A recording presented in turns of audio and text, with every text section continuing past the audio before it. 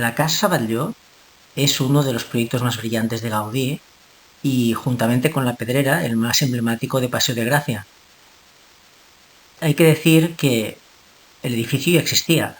De hecho, es una reforma que data de 1904, cuando el industrial Josep Batlló compra el edificio y que encarga al arquitecto la reforma del mismo, de modo que podemos ver una pequeña reminiscencia de lo que anteriormente había en esa forma rectangular de las ventanas, de los balcones que salen al exterior.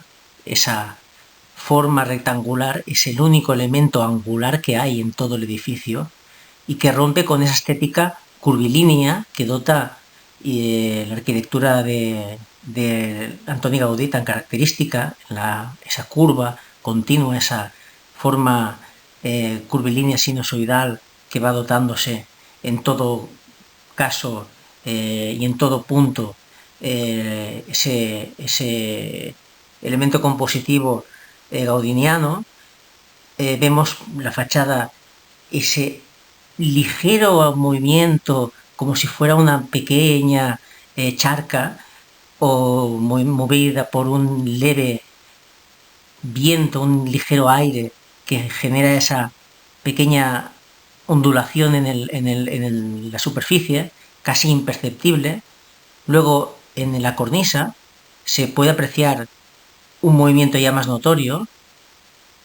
La buhardilla tejado hace ya un movimiento significativamente más acentuado de curva, donde se puede apreciar la presencia o la analogía de lo que se ha dicho un dragón, cuya espada clavada por el mítico San Jordi sería esa cruz que corona el volumen cilíndrico que emana de ese cuerpo que tendría una connotación religiosa mitológica en la fachada de la misma Casa Batlló, y toda la imaginería y elementos dados por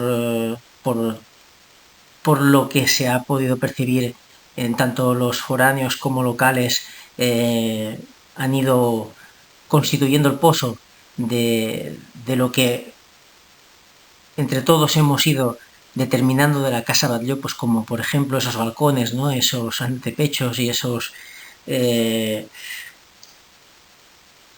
formas de máscara o podrían ser máscaras venecianas o máscaras o formas del mar.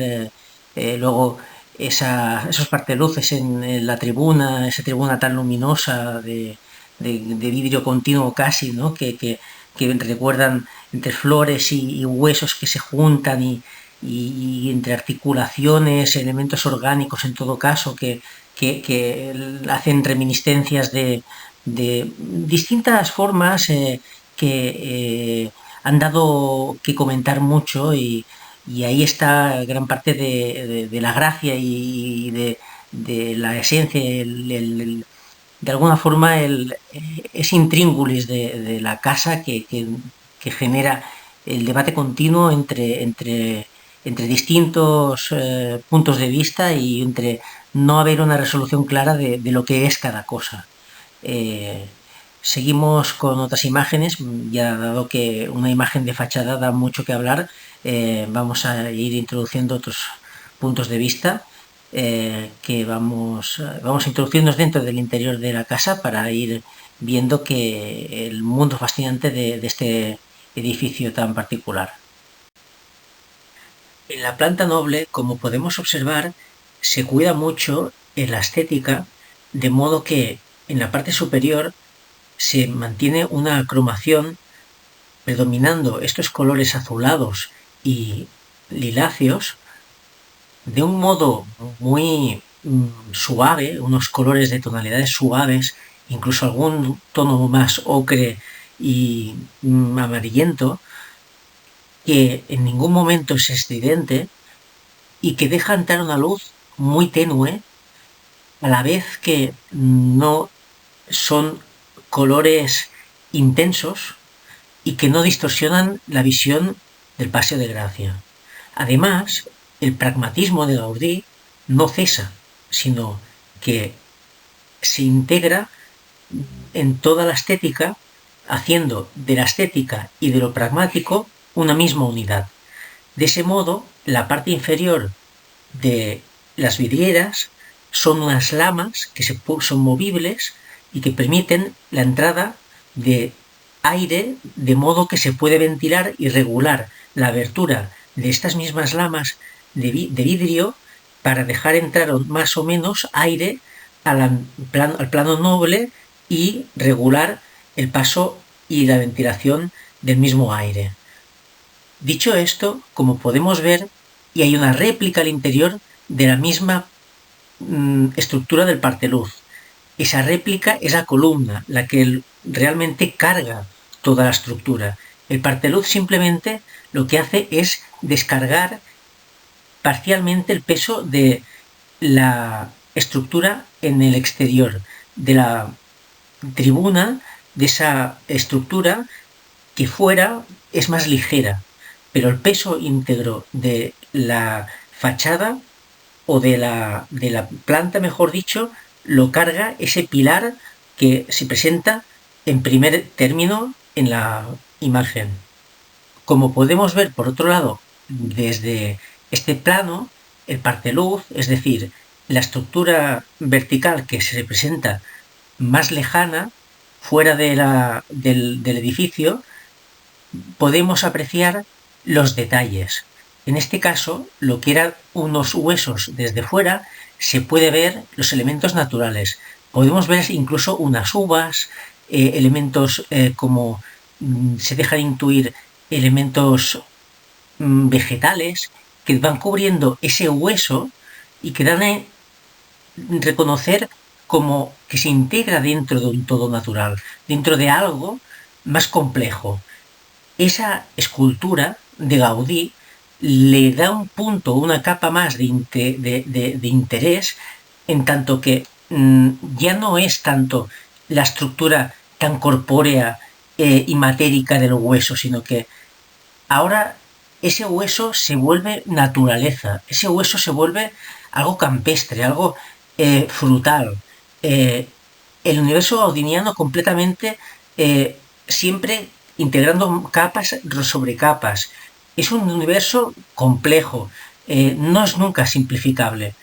Gaudí es complejo y difícil de simplificar. Siempre cuando intentamos desgranar Gaudí, nos encontramos que cuando intentamos simplificarlo en algo, siempre encontramos un obstáculo más. Esto puede ser algo positivo o incluso lo podemos ver como algo negativo, pero incluso dentro de lo negativo, ¿por qué no verlo como algo que integra un punto de complejidad positivo? Mejor así, ¿no? Ahora, yendo al patio de luces, lo que podemos ver es la comunión entre estos dos elementos que hemos dicho antes, la funcionalidad y la estética. Como vemos, la estética es esa gradiente entre lo blanco y lo azul oscuro. Es lograr ir progresivamente haciendo un degradado entre un color que es el blanco o un azul muy blanquecino hacia un azul muy intenso. Eso es un motivo estético y además el poner de vez en cuando esa baldosa más rugosa con un patrón determinado para darle más una característica de rugosidad a la superficie de la pared del patio de luces. Por otro lado, la cuestión o el motivo por el cual se hace eso, es decir, por el cual se hace el gradiente, el degradado de color del blanco al azul oscuro, es porque la luz debe llegar de forma lo más similar posible del punto alto al punto bajo. Así, si la luz llega de forma más minvada a la parte inferior que a la parte superior, si la luz decrece la intensidad lumínica a medida que va decreciendo, va hundiéndose o va tendiendo a disminuir, a aumentar la profundidad el patio de luces, lo que se hace es emblanquecer la superficie en la cual se proyecta la misma.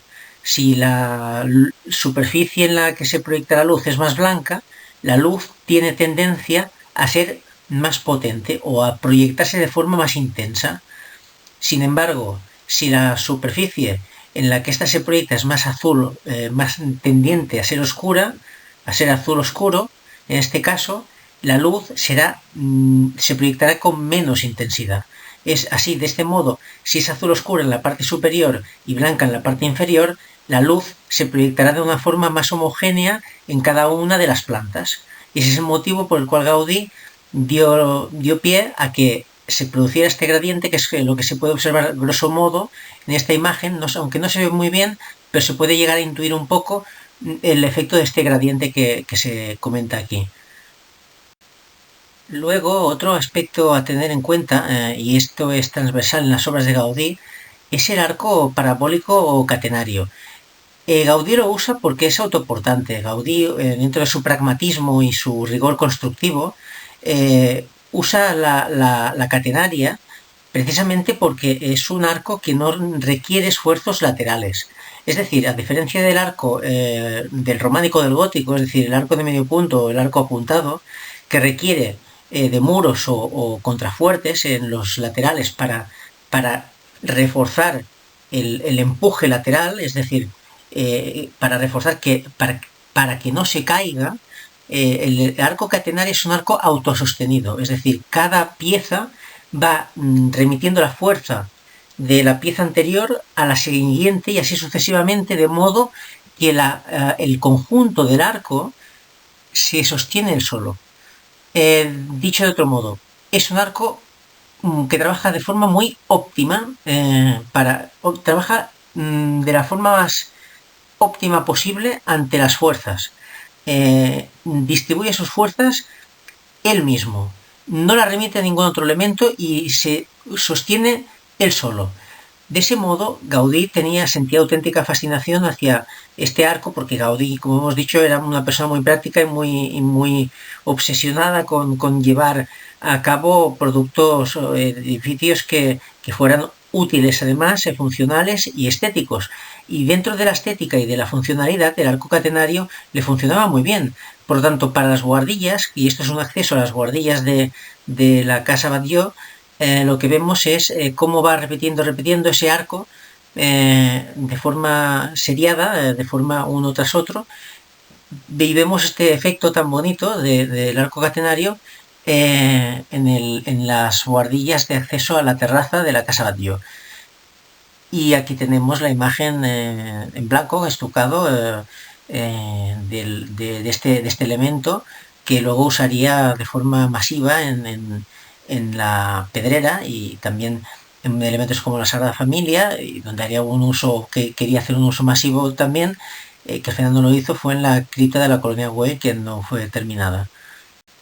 Finalmente, para terminar la exposición, ofrecemos el dorso de lo que es la piel escamada del dragón de la Casa Batlló.